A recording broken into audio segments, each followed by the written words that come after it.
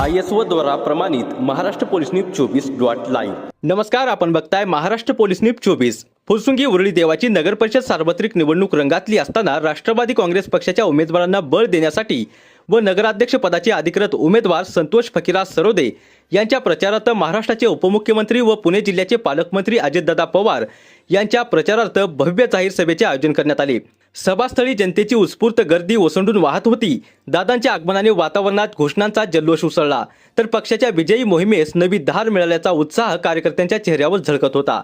या जाहीर सभेला राष्ट्रवादी काँग्रेस पक्षाच्या सर्व दिग्गज नेते, पदाधिकारी, पुणे जिल्हा बँकेचे अध्यक्ष दिगंबर दुर्गाडे सर तसेच प्रभागातील अधिकृत उमेदवार मोठ्या संख्येने उपस्थित होते।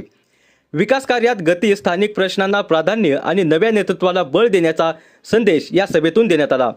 नगर परिषद निवडणुकीच्या अंतिम टप्प्यात राष्ट्रवादीची ही सभा प्रभागातील राजकीय तापमान वाढवणारी ठरली। हडपसर विधानसभेचे माननीय आमदार चेतनदादा तुपे, सुरेश अण्णा घोले, दादासाहेब कामटे, शंकर नाना हरपळे, प्रवीण तात्या कामटे हे सर्व मान्यवर उपस्थित होते।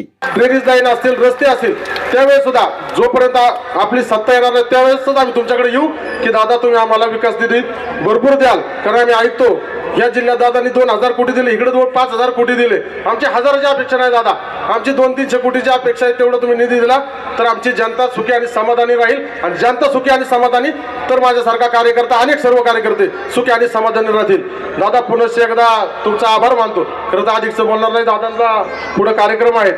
या ठिकाणी सभेसाठी दादांनी वेळ दिली त्याबद्दल सर्व राष्ट्रवादी काँग्रेस सर्व पक्षाच्या वतीने, सर्व कार्यकर्त्यांच्या वतीने दादांचा मनापासून आभार व्यक्त करतो। महाराष्ट्र पोलीस न्यूज 24 साठी उपसंपादक गणेश कांबळे।